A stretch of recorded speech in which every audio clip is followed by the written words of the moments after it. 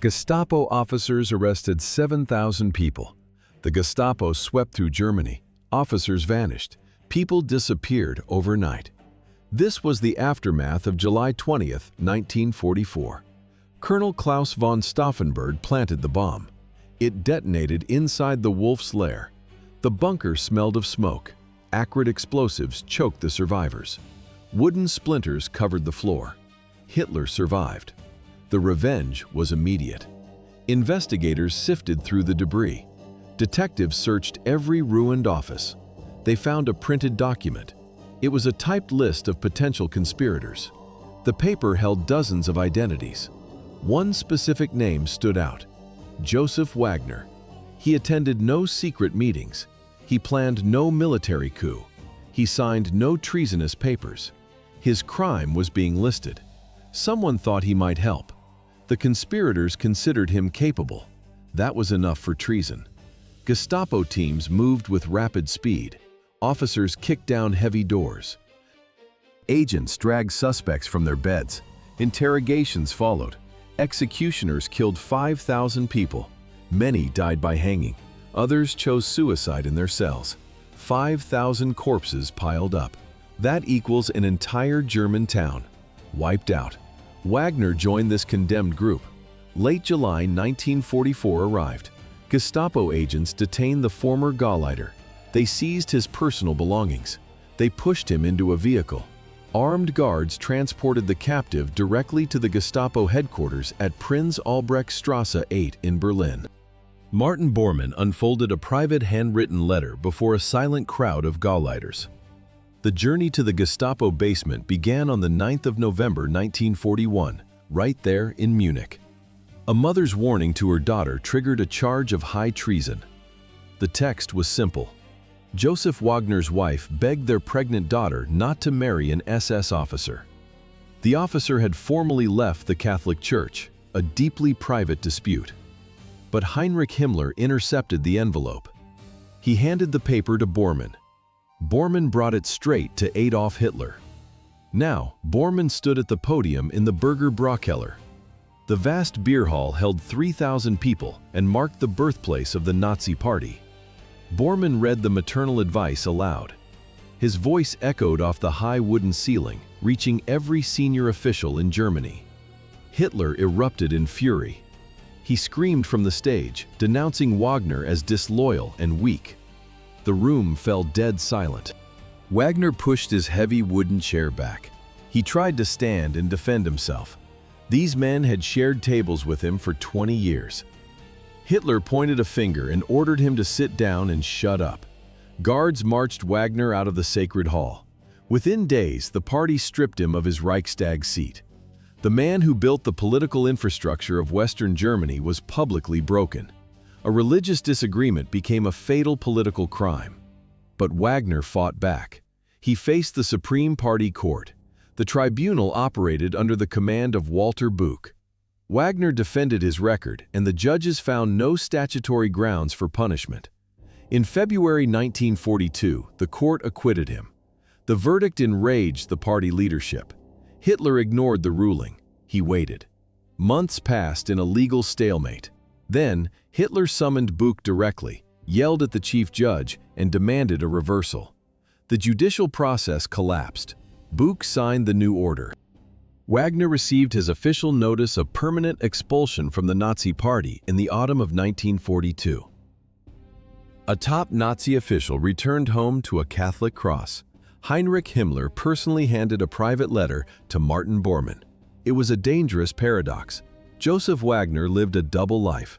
His private world fought his public ideology. His wife remained deeply Catholic. She refused to negotiate her faith.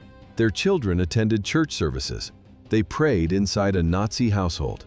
Explicit party rules forbade this behavior.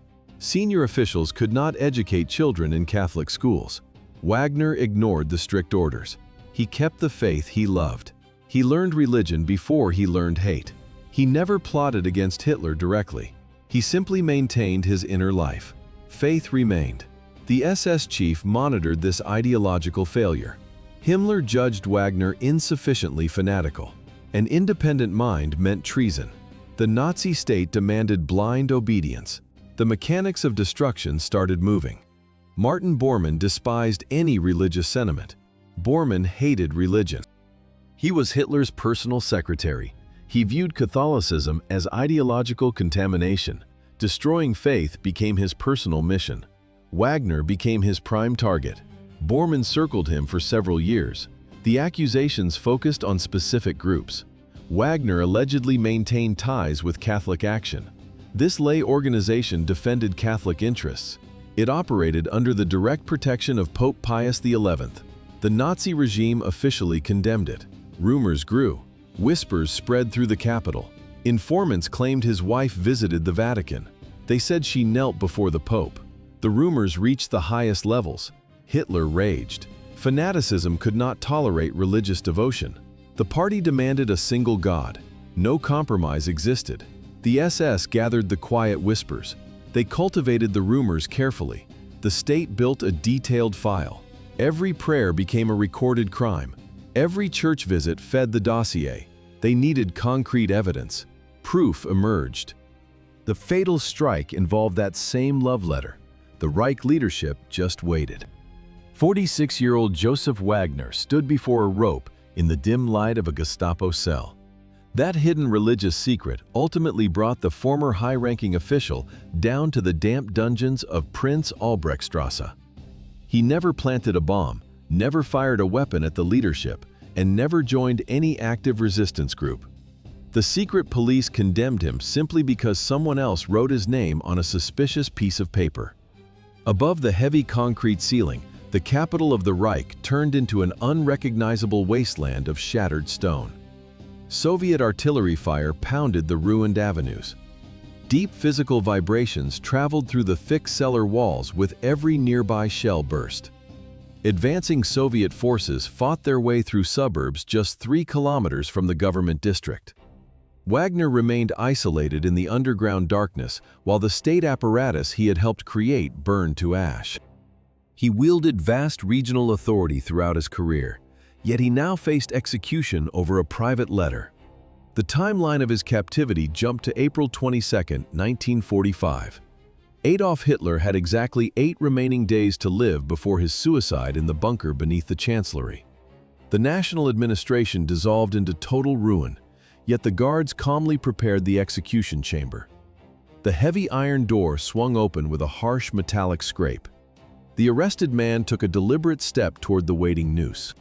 How much power did this isolated prisoner actually hold? By 1936, he froze prices across the entire state.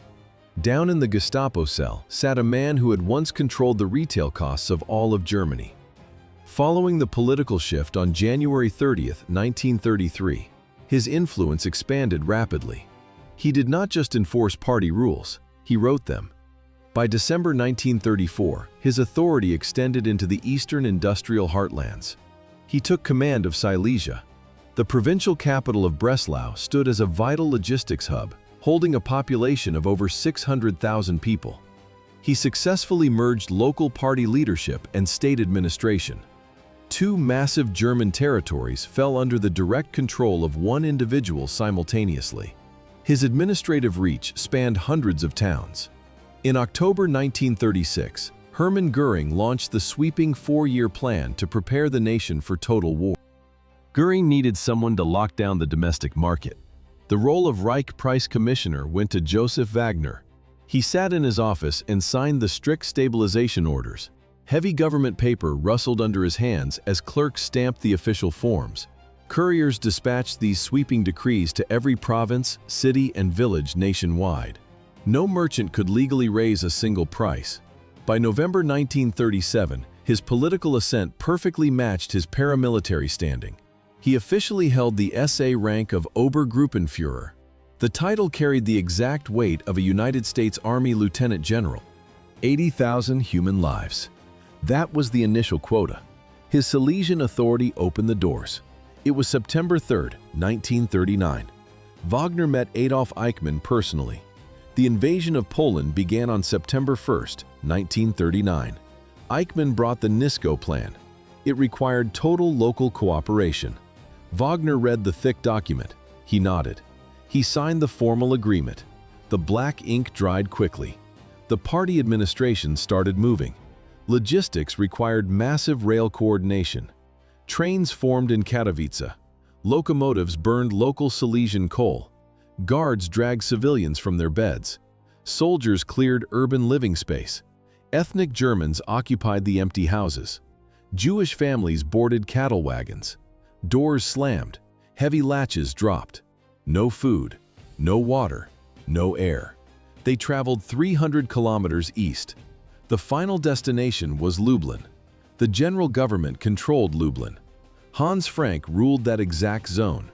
It was a planned barren wasteland. 70 to 80,000 Jews arrived. They stepped in the freezing winter cold. Wooden barracks offered zero warmth. Ice wind cut through gaps. Basic infrastructure did not exist. Guards patrolled the perimeter. Typhus spread fast. Typhoid fever poisoned the shallow wells. People starved in the frozen mud. Corpses piled up outside. Wagner controlled the transport origin point. He supplied the initial victims. The paper trail remained fully intact. Documents confirm that the vast majority of those who survived the freezing conditions of the Lublin reservation were eventually loaded onto trains and transported to extermination facilities to be murdered. In 1928, Josef Wagner sat in the Reichstag as one of just 12 Nazi deputies. 5 years later, he commanded an entire region. Adolf Eichmann knew exactly who he was dealing with. Eichmann brought the extermination logistics to Wagner because this man had been constructing the party's physical foundation in Bochum since 1922. He did not join an established hierarchy, he built it. Wagner organized the first local cells. When the state banned the movement after the failed Munich putsch in November 1923, the network survived. Wagner shifted operations into a legal front group. The ideology remained untouched. Once the ban lifted in 1925, he instantly reactivated the official branches. He needed to dictate the narrative. Wagner established his own weekly newspaper, printing aggressive propaganda on cheap paper. Then came a daily edition. He founded a political academy. Young functionaries studied the mechanics of street violence there. His territory expanded. By 1928, the leadership named him Gauleiter of Westphalia. Westphalia contained the Ruhr Valley. The Ruhr was the industrial heart of Germany, packed with coal mines and steel mills. Whoever controlled Westphalia controlled the economic engine of a future war. Wagner locked down the manufacturing centers. His scattered cells fused into a regional political monopoly. The preparation phase ended. State authorities formally appointed Adolf Hitler as chancellor in January 1933. Where did this organizational fanaticism originate? From the trenches of the First World War. Wagner extracted his ability to build covert networks directly from his time in French captivity. He was born on January 12, 1899, in the border mining town of Algrange. He began his formal teacher training in 1913, planning a quiet educational career. Everything changed when the guns opened fire on July 28, 1914. The German Empire mobilized over 13 million soldiers, swallowing an entire generation. Wagner volunteered for the army and stepped into the mechanized slaughter of the Western Front. He sustained severe wounds before French forces overran his position and captured him in May 1918. Captivity only forged a dangerous determination, leading to 4 consecutive failed escape attempts. On his 5th try, he wrapped himself in the rough wool fabric of a stolen French officer uniform. He simply walked past the prison guards. He slipped in the neutral Switzerland and navigated his way back in the German territory. He arrived exactly as the empire formally capitulated on November 11, 1918. Red Army troops smashed through the heavy doors of the Berlin prison. Dark corridors echoed with shouting and frantic footsteps. The man who navigated from the trenches of Allgrange to a Gestapo basement vanished in this exact chaos. History records 2 contrasting versions of his final moments. The official SS protocol claimed an execution by the hangman's noose on April 22nd. But a surviving fellow prisoner witnessed a different reality. A random Soviet bullet ended the life of the former Gauleiter. The planned Gestapo execution never happened. It was May 2, 1945. The Red Army had just taken full control of the Reichstag across the burning capital. Inside the detention center, local authority collapsed entirely. Soviet infantrymen swept through the shadowy cell blocks. The guards abandoned their posts. In the desperate commotion of the sudden liberation, a soldier's rifle discharged. The gunshot produced a deafening roar within the confined concrete space of the prison block. The 46-year-old prisoner took the hit and collapsed onto the stone floor. Josef Wagner died instantly. He spent 2 decades establishing Adolf Hitler's political infrastructure. He actively facilitated the deportation of tens of thousands. Yet the Nazi leadership ordered his elimination, not for political treason, but for an insufficient level of cruelty. His wife's Catholic faith and one intercepted private letter sealed his fate. The former regional dictator met his end in total obscurity. No formal autopsy occurred. No burial site was ever recorded. The chaotic final hours of the collapsing capital swallowed all physical evidence of his demise. The documents vanished. 80 years ago, the Third Reich collapsed, but historians still analyze these archival records today. Decades of intensive arguments continue regarding the Red Army bullet versus the Gestapo noose. The German Federal Archives maintain incomplete dossiers detailing the secret proceedings of internal party courts. Investigators attempt to reconstruct the exact timeline utilizing fragmented administrative traces. The ruling party executed its own creator much faster than the advancing enemy army could.